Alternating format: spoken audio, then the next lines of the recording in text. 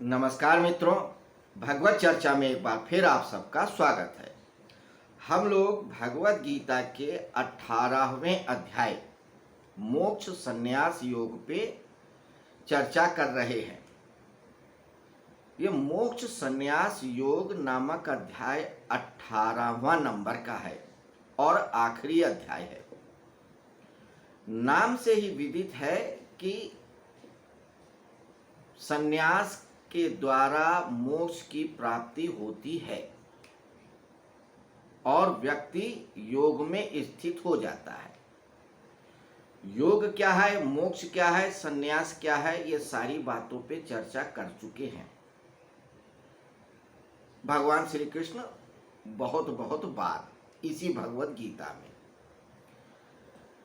लेकिन त्याग और संन्यास दो शब्द ऐसे हैं जो व्यक्ति को कंफ्यूजन में डाल देते हैं अध्यात्म के मार्ग में।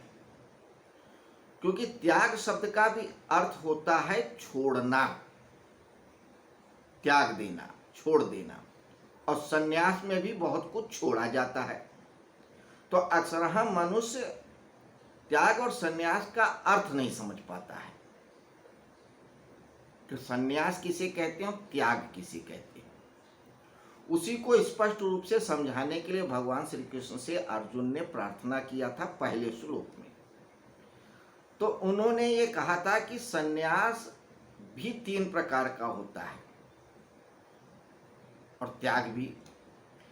तो आगे बताते हुए ये भी कहते हैं कि मनुष्य को सिर्फ और सिर्फ फल की आकांक्षा का त्याग करना चाहिए, कामना का त्याग करना चाहिए, कर्म का त्याग नहीं करना चाहिए। कर्म सारे करने ही चाहिए, क्योंकि लोग अक्सर कर्म के त्याग को ही लोग असली संन्यास समझ लेते हैं, या वस्तुओं के त्याग को ही संन्यास समझ लेते हैं और त्याग समझ लेते हैं। तो वस्तुओं को छोड़ना, परिवार को छोड़ना, कर्म को छोड़ना ना तो त्याग है और ना ही संन्यास है। असली त्याग कहें या चाहे संन्यास के रूप में समझ लें, वो होता है कर्म की आकांक्षा या किसी भी फल की इच्छा। तो इच्छा को छोड़ करके कोई भी कर्म करो या फल की आकांक्षा ना रखो और सब कर्म करो, यही इस अध्याय का सार है, वही मोक्ष है, वही संन्यास है। और इसी बात को बताते हुए भगवान श्री कृष्ण ने यह भी कहा है कि 3 चीजों से कर्मों का संग्रह होता है और 3 चीजों से कर्म को करने की प्रेरणा होती है। ये 3 चीजें क्या हैं, ये आप लोग स्वयं देखें पिछले श्लोकों में जाकर के। अब उसके बाद 3 चीजों को लेके कहा था कि उनसे जिनसे हमारे कर्म संग्रह भी होते हैं और प्रेरणा भी होती हैं, वो भी 3 प्रकार के होते हैं। वो क्या बातें कही थी पिछले श्लोक में? ज्ञान, कर्म और कर्ता। ज्ञान, कर्म और कर्ता, इससे ही बंधन होता है, इससे ही कर्म होता है, इससे ही कर्म की प्रेरणा होती है, और ये भी 3 प्रकार के होते हैं। तो कल सात्विक कर्म के बारे में बताया था। कर्म नहीं, ज्ञान। ज्ञानम कर्म चा कर्ता त्रिधय गुण भेदता। तो ज्ञान, कर्म और कर्ता भी 3 प्रकार के होते हैं, सात्विक, राजसिक, तामसिक।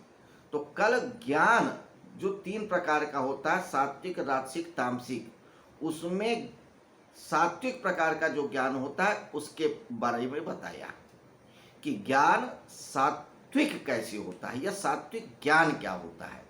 तो सात्विक ज्ञान को बताते समय ये एक्सप्लेन किया था कि जब मनुष्य सभी वस्तुओं में, चाहे वो जीव हो, चाहे जड़ हो, चाहे चेतन हो, चाहे अर्धचेतन हो, चाहे कुछ भी हो,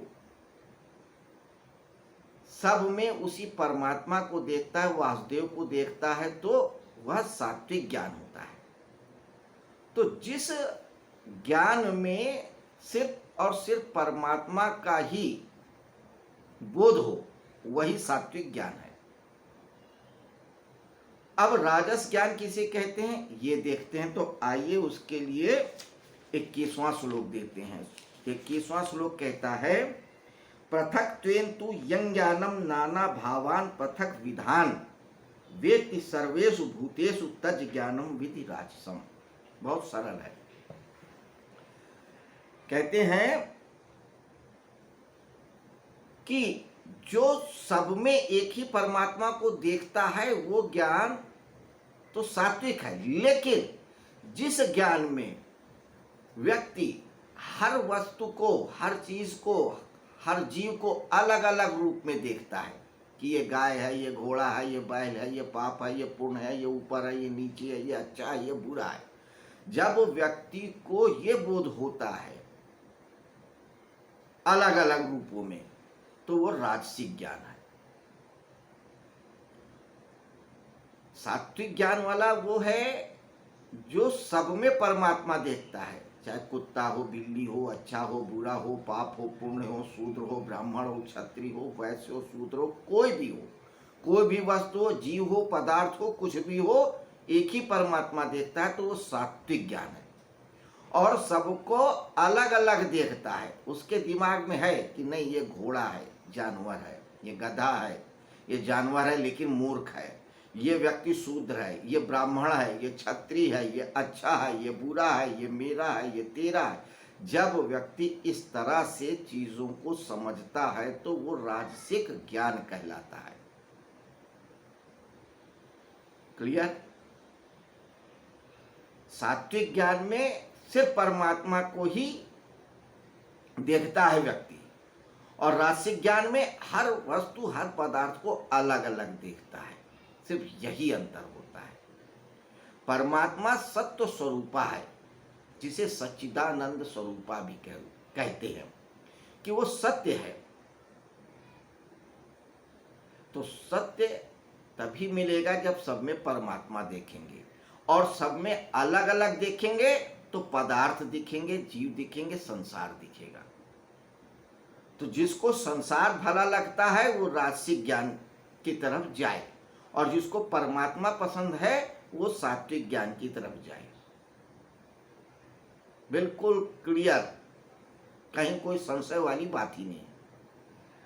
आप स्वयं देखें आपको क्या है पसंद। संसार पसंद है तो आप राजसिक दृष्टि से सब कुछ को देखें, और परमात्मा पसंद है, परमात्मा की चाहत है, तो सब में परमात्मा को देखें। ये आपकी इच्छा के ऊपर, आपकी चॉइस के ऊपर है। अब तामस ज्ञान किसे कहते हैं ये कल हम देखेंगे। तो ज्ञाता, ज्ञेय और ज्ञान, और इसके अलावा ज्ञान, कर्म और कर्ता, ये सब तीन तीन प्रकार के होते हैं। अभी उन सब के बारे में भी बताएंगे कि सात्विक, राजसिक, तामसिक किस प्रकार से होते हैं। ये प्रकरण थोड़ा लंबा चलना है।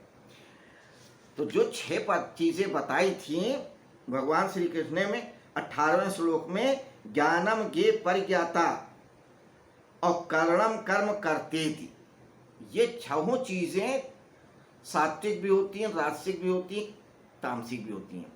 तो ज्ञान भी 3 प्रकार का हुआ, कर्ता भी 3 प्रकार का हुआ, ज्ञेय भी 3 प्रकार का हुआ, करण, कर्म, ये सब 3 प्रकार के होते हैं। तो कारण जिस प्रकार की चेष्टा करते हैं उस प्रकार से होते हैं। तो इन सब चीजों को सात्विक, राजसिक, तामसिक के हिसाब से समझाते हुए भगवान श्री कृष्ण दूर तक लेके जाते हैं। कई श्लोकों तक ये प्रकरण चलता है। खैर फिलहाल हम लोग ज्ञान के प्रकरण पे हैं। तो सात्विक ज्ञान क्या होता है ये समझा, और राजसिक ज्ञान क्या होता है ये जाना। अब तामसिक ज्ञान क्या होता है वो कल हम देखेंगे। धीरे धीरे रे मना, धीरे से सब हुए। तो एक एक श्लोक को ही अगर हम समझते जाएं, जीवन में उतारते जाएं, तो बहुत कुछ परिवर्तित हो जाएगा। तो मोक्ष, संन्यास, योग, इसी पे चर्चा कर रहे हैं। अब मोक्ष क्या है? चारों पुरुषार्थ का आखिरी पायदान, या मनुष्यता का चरम लक्ष्य मोक्ष। तो मोक्ष हर दर्शनकार ने अपने अपने तरीके से समझाया, हर धर्म ने अपने अपने तरीके से समझाया है। हमारे यहाँ 6 मुख्य दर्शन हैं। सांख्य दर्शन, न्याय दर्शन, वैशेषिक दर्शन, पतंजलि योग दर्शन और चारवाक दर्शन। चारवाक दर्शन, सांख्य दर्शन, वैशेषिक दर्शन, न्याय दर्शन, उत्तर मीमांसा और पूर्व मीमांसा, ऐसे समझ लीजिए। तो जो 6 दर्शन हैं ये आस्तिक दर्शन कह लेते हैं। इसमें कुछ आस्तिक हैं, कुछ नास्तिक हैं। इनके अलावा भी 3 दर्शन है, बौद्ध दर्शन, जैन दर्शन। हर दर्शन में मोक्ष की अपनी अवधारणा है। चाहे सांख्य दर्शन हो, वैशेषिक दर्शन हो, न्याय दर्शन हो, चारवाक दर्शन हो, बौद्ध दर्शन हो, सब में मोक्ष की अपनी अपनी अवधारणा। वो हमारा विषय नहीं है, उस पर हम बाद में चर्चा करेंगे। सिर्फ मोक्ष को इतना ही जाने कि वह स्थिति है जहाँ पे मनुष्य की चेतना पहुँच के कुछ जानना नहीं चाहती, कुछ पाना नहीं चाहती, कुछ करना नहीं चाहती, सब कुछ ईश्वरमय होता है, सदा सच्चिदानंद स्वरूप होता है। अब समाप्त करते हैं। भगवत गीता में 700 श्लोक हैं, 18 अध्याय हैं, 4 लोगों के बीच चर्चा है, धृतराष्ट्र, संजय, अर्जुन और भगवान श्री कृष्ण। धृतराष्ट्र अज्ञान के प्रतीक हैं, संजय साक्षी भाव के प्रतीक हैं, अर्जुन मनुष्य की तरह हिलते डुलते हुए या संशय विषाद के प्रतीक हैं, और भगवान श्री कृष्ण सर्वोच्च स्थिति के प्रतीक हैं, जो सर्वज्ञ है, सर्वशक्तिमान है। तो चेतना के 4 स्तर हो सकते हैं। उन चारों स्तरों का प्रतिनिधित्व करते हैं ये चारों पात्र भगवत गीता के। भगवत गीता सारे ग्रंथों का सार है। उपनिषदों का सार, वेदों का सार उपनिषदों में है, उपनिषदों का सार ब्रह्मसूत्र में है, ब्रह्मसूत्र का भी सार भगवत गीता में है। तो भगवत गीता के 18 अध्याय और 700 श्लोकों को अगर आप समझ लेते हैं तो चारों वेद, 18 पुराण और 108 उपनिषद, ब्रह्मसूत्र सब कुछ समझ जाएंगे। तो इसलिए हमारे साथ बने रहें। एक एक श्लोक का शब्दार्थ समझेंगे, फिर भावार्थ समझेंगे, फिर निहितार्थ समझेंगे, फिर गूढ़ार्थ समझेंगे। बहुत लंबी यात्रा है, लेकिन ये यात्रा कहीं पहुंचने की नहीं है, सिर्फ चलते रहने की है, आनंद लेते रहने की है। खैर, नमस्कार, शुभ रात्रि। कल फिर मिलते हैं 21वें श्लोक पे चर्चा करने के लिए। 21वें पे तो आज किया है, 22वें श्लोक पे कल हम चर्चा करेंगे। नमस्कार, शुभ रात्रि।